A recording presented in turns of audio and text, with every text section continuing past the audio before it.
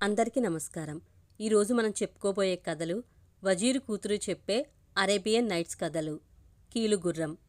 Persia రాజ్యాన్ని కాదిర్ సుల్తాన్ పరిపాలిస్తున్న కాలంలో సంవత్సరానికి 2 సార్లు పండగ ఉత్సవాలని కోటలో నిర్వహించేవాడు.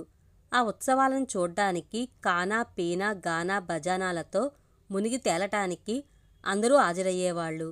సుల్తాన్కి ఓ బలహీనత ఉంది. అది వింత వస్తువుల సేకరణ. ఎవరన్నా విచిత్రమైన వస్తువులు తెచ్చి సుల్తాన్కి బహుమానంగా ఇస్తే వాళ్ళు కోరినన్ని బంగారు మొహరీలు నజరానాగా సమర్పించుకునేవాడు.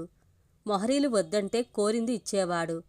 సంవత్సరానికి 2 సార్లు కోటలో జరిగే ఉత్సవాలకి సుల్తానుకున్న బలహీనత తెలుసుకునే ఇతర రాజ్యాల యువకులు కూడా వింత వింత వస్తువులు తెచ్చి సుల్తాన్కి బహుమానంగా ఇచ్చి మొహరీల సంచులు మోసుకుపోయేవారు. ప్రతి ఏడులాగే ఆ ఏడు కూడా మొదటి పండుగ ఉత్సవాలకి కోట సింహద్వారాలు తెరచి ప్రజలను ఆహ్వానించేవారు కోట కాపలాదారులు.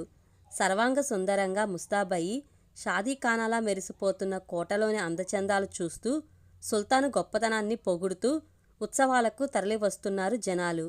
సుల్తాన్కి ఒక కొడుకు కూతురు ఉన్నారు. కొడుకు పేరు హరియత్ సుల్తాన్, కూతురు పేరు షహానా సుల్తాన్. ఇద్దరు యుక్త వయసులే. హరియత్ తెలివి ధైర్య సాహసాలు గల యువకుడైతే షహానా అద్వితీయ అపురూప అందాల రాశి. ఆమె అందం గురించి ఒక్క ముక్కలో చెప్పాలంటే జగదేక సుందరి ఆమె. దర్బారు మొదలవుతుంది అని సూచికగా కోట సింహద్వారం మీదున్న గంట మోగింది. గుసగుసలాడుకుంటున్న ప్రజలంతా నిశ్శబ్దంగా నిల్చున్నారు. హుందాగా కాదిర్ పాదుషా దర్బార్లోకి ప్రవేశించి ప్రజలందరికీ తొలి పండుగ ముబారక్లు తెలిపి అందర్నీ కానా పీనా గానా బజానాలతో మునిగి తేలండి అంటూ చెప్పి తన సింహాసనంలో కూర్చుని వజీరు వైపు చూశాడు. పాదుషా వారికి వింత కానుకలు తెచ్చిన వారు ఇవ్వవచ్చు, వాటిని మెచ్చి మీకు బంగారు మొహరీలు ఇస్తారు అంటూ ప్రజలకు విజ్ఞప్తి చేశాడు. ఎప్పుడెప్పుడు ఆ విషయం ప్రకటిస్తారా అని ఎదురు చూస్తున్న యువకులు తాము తెచ్చిన వింత వస్తువులు తీసుకుని పాదుషా ముందుకు వస్తున్నారు. మొదటి వ్యక్తి ఒక కొండను తీసుకువచ్చి ఈ కొండను తాకితే సప్తస్వరాలు పలుకుతాయి అన్నాడు.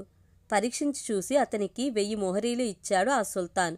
మరొకడు చిలక బొమ్మను తెచ్చి ఈ బొమ్మకు ప్రాణం లేకపోయినా మనం ఏ మాట అంటే తిరిగి అదే మాట అంటుంది అని చెప్పాడు.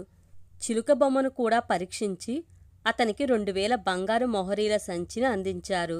ఒక్కొక్కరు తాము తెచ్చిన వింత వస్తువులను తెచ్చి సుల్తానుకిచ్చి దాని గొప్పతనం తెలియజేసి పరీక్షించిన సుల్తాన్ ఇచ్చిన మొహరీలు సంచులు తీసుకుని కానాపీనా జరుగుతున్న వైపు వెళ్ళిపోతున్నారు. సుల్తాను వజీర్ని పిలిచి ఈసారి నిరుటి ఏడు కంటే ఎక్కువ మంది వింత వస్తువులు తెచ్చి ఇచ్చినట్టున్నారు కదా, ప్రజలలో వింత వస్తువుల పట్ల అభిరుచి పెరుగుతుంది కదూ అన్నాడు. అవును పాదుషా, తమరు ఇచ్చే బంగారు మొహరీలకు ఆశపడి చిన్న పెద్ద అందరూ తమ బుర్రలను ఉపయోగించి వింత వింత వస్తువులు సృష్టిస్తున్నారు. ఇది మంచి శుభపరిణామం. ప్రజలు తెలివిగలవారై ఉంటే ఆ రాజ్యం సుఖశాంతులతో సుభిక్షంగా ఉంటుంది అని వజీరు సుల్తాను ప్రశ్నకి చిరునవ్వుతో సమాధానం చెప్పాడు.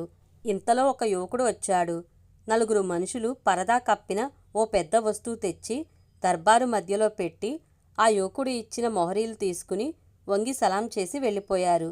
ఆ యువకుడు పాదుషాకి సలాం చేసి తను తీసుకువచ్చిన వస్తువు మీదున్న పరదాని తొలగించాడు. ఆ పరదా కింద ఉన్నది ఓ గుర్రపు బొమ్మ. ఆ బొమ్మ చెక్కతో కాక ఓ ప్రత్యేకమైన లోహంతో తయారు చేయబడింది. ఆ గుర్రపు బొమ్మని సుల్తాన్కి చూపిస్తూ, పాదుషా, నేను ఎన్నో సంవత్సరాలు కష్టపడి ఈ గుర్రాన్ని తయారు చేశాను. ఇది మామూలు గుర్రపు బొమ్మ కాదు. ఈ బొమ్మ గుర్రం నేల మీద నీళ్ల మీద పరిగెడుతుంది. ఈ రెండూ కాక ఆకాశంలో కూడా ఎంత దూరమైనా ఆకలి అలుపు లేకుండా ప్రయాణిస్తుంది అంటూ దాని గొప్ప చెప్పాడు. ఆ యువకుడి మాటలకి ప్రజలు సుల్తాను ఆశ్చర్యచకితులయ్యారు. సుల్తాన్ ఆ గుర్రాన్ని ఆకాశంలోకి ఎగిరించి చూపించమన్నాడు. ఆ యువకుడు గుర్రం ఎక్కి ఎడంవైపు మెడ దగ్గర ఉన్న మీట తిప్పాడు. ఆ గుర్రపు బొమ్మ నెమ్మదిగా ముందుకు వెనక్కు ఊగింది. దాని 2 చెవులను పైకి లాగి పట్టుకున్నాడు. గుర్రం నెమ్మదిగా గాల్లోకి లేచింది. ఆ తరువాత దర్బార్లో ఉన్న ద్వారంలోంచి బయటకు నడిపించాడతను. ఆ వింత చూడటానికి దర్బారు జనంతో పాటు సుల్తాను వజీరు కూడా బయటకు వచ్చారు. అందరూ చూస్తుండగానే ఆ గుర్రం ఆకాశంలోకి పైపైకి పోయి చివరికి చుక్కలాగా మారిపోయింది. కొంతసేపటి తరువాత ఆ యువకుడు తిరిగి వచ్చి కొన్ని ఖర్జూర పళ్ళు సుల్తాన్కి ఇస్తూ, పాదుషా, ఈ ఖర్జూరాలు ఈ రాజ్యానికి ఉత్తరం వైపు సముద్రంలో ఉన్న దీవి నుంచి కోసుకువచ్చాను అంటూ చెప్పాడు. అంత తక్కువ సమయంలో అంత దూరం వెళ్ళి ఖర్జూరాలు తీసుకువచ్చానని చెప్తే అతన్ని పిచ్చివాడి కింద జమకడతారు. ఆ దీవికి వెళ్ళాలంటే నిద్రాహారాలు మాని పడవకు తెడ్డు వేస్తూ ప్రయాణం చేస్తే 5 పగళ్ళు 6 రాత్రులు గడిస్తేనే గాని ఆ దీవిని చేరటం సాధ్యం కాదు. కానీ కళ్ళ ముందే ఆ గుర్రం ఆకాశంలోకి ఎగిరి క్షణంలో మాయమవటం చూశారు గనక ఆ యువకుడు చెప్పింది నిజమేనని అక్కడున్న సుల్తాన్తో సహా అందరూ నమ్మక తప్పలేదు. పాదుషా, ఈ గుర్రం ఎంతో వేగంగా ప్రయాణిస్తుంది. ఈ భూమండలం మొత్తాన్ని ఈ గుర్రం మీద ఒక రాత్రి ఒక పగల్లో చుట్టి రావచ్చు. ఇందులో ఎలాంటి సందేహం లేదు అంటూ ఆ గుర్రంకున్న మరో గొప్పతనాన్ని సుల్తాన్కి వివరించాడు. ఆ గుర్రం సుల్తాన్కి బాగా నచ్చింది. ఇలాంటి గుర్రం ఈ ప్రపంచంలో మరెక్కడైనా ఉందా అంటూ ఆ యువకుడిని అడిగాడు. ఆ అవకాశం లేదు పాదుషా. ఇది నా తెలివితేటలతో ఎంతో రహస్యంగా ఏళ్ల తరబడి కష్టపడి తయారు చేశాను అంటూ వివరించాడు ఆ యువకుడు. ఇది మాకు బాగా నచ్చింది. దీన్ని మాకు ఇచ్చి మా నజరానాగా ఒక మదపుట ఏనుగు మోయగలిగినన్ని బంగారు మొహరీలు తీసుకో. అంతేగాక ఈ ఉత్సవం పూర్తి అయ్యేదాకా మా ప్రత్యేక అతిథిగా గౌరవ మర్యాదలు అందుకో అంటూ ఆ యువకుడికి చెప్పాడు పాదుషా. క్షమించండి పాదుషా, కేవలం బంగారు మొహరీల కోసమే అయితే ఈ గుర్రాన్ని ఏ రాజ్య పాదుషాకి ఇచ్చినా నేను కోరినంత బంగారు మొహరీలు వజ్ర వైడూర్యాలు ఇస్తారు. నాకు కావాల్సింది అవి కాదు అంటూ తన కోరిక వెల్లడి చేస్తే సుల్తాన్ ఏమంటాడో అని భయంతో ఆగాడు ఆ యువకుడు. అతడు చెప్పడానికి భయపడుతున్నాడని అర్థం చేసుకున్న సుల్తాను, పర్వాలేదు, నీ మనసులో ఉన్న కోరిక చెప్పు. అది ప్రకృతి విరుద్ధమైనది కాకుండా ఉంటే తప్పకుండా తీరుస్తాం. తీర్చకపోతే నీ గుర్రం నీకిచ్చి నువ్వు కోరుకున్న చోటుకి ప్రాణాలతో భద్రంగా చేరుస్తాం అంటూ ఆ యువకుడికి ధైర్యం చెప్తూ హామీ ఇచ్చాడు. పాదుషా, మీ దయార్థ హృదయానికి కృతజ్ఞుణ్ణి.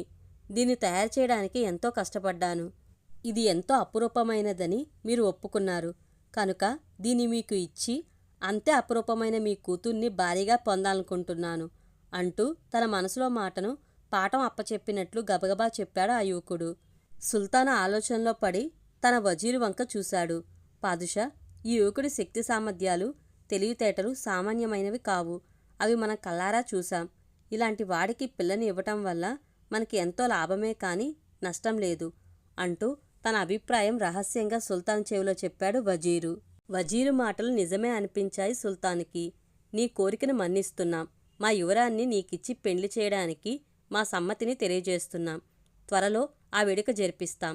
అప్పటిదాకా నీవు మా అతిథిగా ఉండు అంటూ ఆ యువకుడికి చెప్పాడు. ఆ యువకుడి ఆనందానికి అవధుల్లేవు. అలాంటి సమయంలో అక్కడికి యువరాజు హరియత్ సుల్తాన్ వచ్చాడు. అతడు తన చెల్లెలికి ఆ యువకుడితో తండ్రి పెండ్లి చేస్తాడని తెలియగానే పట్టరాని కోపం వచ్చింది. తమ దర్పానికి తగినవాడు కాదు కదా, ఇలాంటి వాడికి అందాల బొమ్మ అయినా తన చెల్లెల్నిచ్చి పెండ్లి చేయటమా?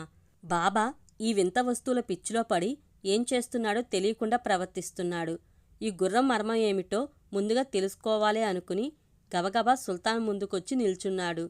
ఏమిటి అన్నట్లు చూశాడు సుల్తాన్ యువరాజు వంక. బాబా, తొందరపడకండి.